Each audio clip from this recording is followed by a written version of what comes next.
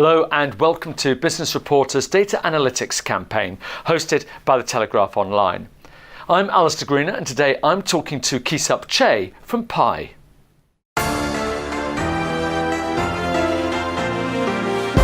Good morning. Good morning, Alistair. Now, we're always hearing that organisations should be data-driven. And of course, we as consumers, everybody, we're producing literally petabytes of data. So what's the catch? Well, we're producing petabytes of data, everybody is, but the ability to consume it and understand it hasn't actually caught up with it. There's a gulf.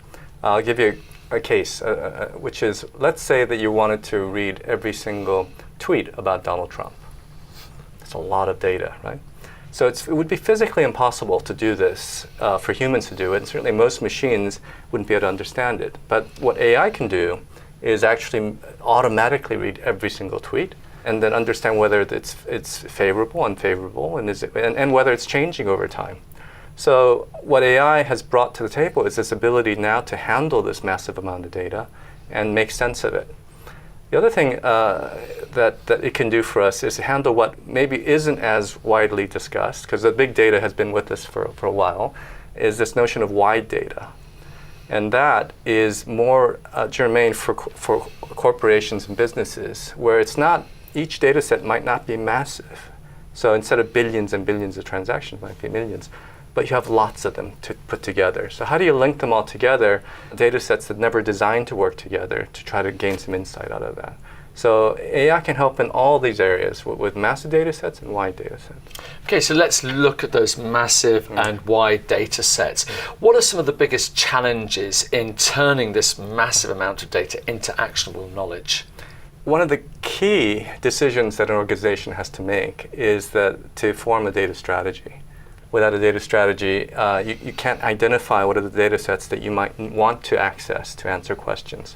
And certainly without a data strategy, you won't know what is the key insights you might want to derive to drive performance in your business. Once you have it, though, everything kind of falls into place. Okay, so if you don't have this data strategy, how big and how serious can this failure be? Have you got any numbers, any idea of that? We're living in a time that is a true inflection point of those who are going to adopt these techniques and technologies and using data to make better decisions, and those who are still struggling to do so. And the best analogy I can think about is really the company Kodak, which took far too long and struggled to transition from film-based analog to digital. And they went extinct. So that's really how serious I think this transition is. Failure in this case is going extinct.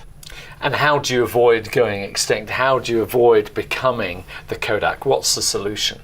Doing your homework. These techniques and technologies exist today. We use AI today to help clinicians optimize the care pathways and well-being of their patients.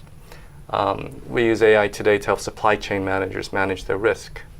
AI also used for travel and expense managers to make savings and look for fraud. So all of these things were being done, but now it's much more optimized, much more automated, and much more powerful as a result. You've given us some examples. Can you maybe drive down into the specifics a bit more of exactly how it works and how it can help organizations? What's important to think about is this allows organizations to focus on what's important, which is what your primary goal might be. So if I do a step-by-step approach, and let's say increasing profitability is my goal, to do so I need to make better decisions. To make better decisions, I need to understand the problems and the potential solutions. To do that, I need to have all the data that supports this informed decision making. To do that, I need to gather all this information, integrate it, clean it so that it makes sense. Every one of these steps can be powered by AI. And that transformation is really fundamental and powerful. It goes from status quo to really transformation in a way that was not really possible before. So is this solution, does this work for everything? Is it a one-size-fits-all? In one way, to think about it, that it is, because one of the key aspects of AI is that it's a learning system. So it adapts to environments and learns new rules, new problems, and comes up with new solutions as the environment changes. That's something that traditional systems wouldn't do. And allows you to look for serendipity, actually. It allows you to find things that maybe you didn't anticipate. And same thing happened with Garry Kasparov when he lost to the computer. Some of the moves that the computers made, which is completely out of nowhere, something beyond human understanding. A move that they could not understand at all what happened. This is possible now, and we're going to see that in business. So instead of being based on hunches and heuristics, it'll be based on fact. And there will be some elements which might be surprising. So we work in helping clients better optimize their travel. We also help clients better optimize their sales and so on and so forth. So these two data sets don't really ever talk to each other. You know? So some simple question you can ask a company, is more travel better for your business? If you could do this, you can say, well, for these business units or these product lines, more travel to see clients is very effective. For those business lines and these products, there seems to be no impact. So I can cut budgets here, increase them over here, and that should lead to more revenues. Yeah? So it sounds really simple, but how do you do this in practice? That's where AI comes along, because it really empowers and makes all this happen. Now let's talk about working with Pi. If I'm an organization that wants to work with you, what's the process going to be? It's very straightforward. We're a cloud-based managed AI company. So we help clients get up to speed extremely quickly and try to solve their problems.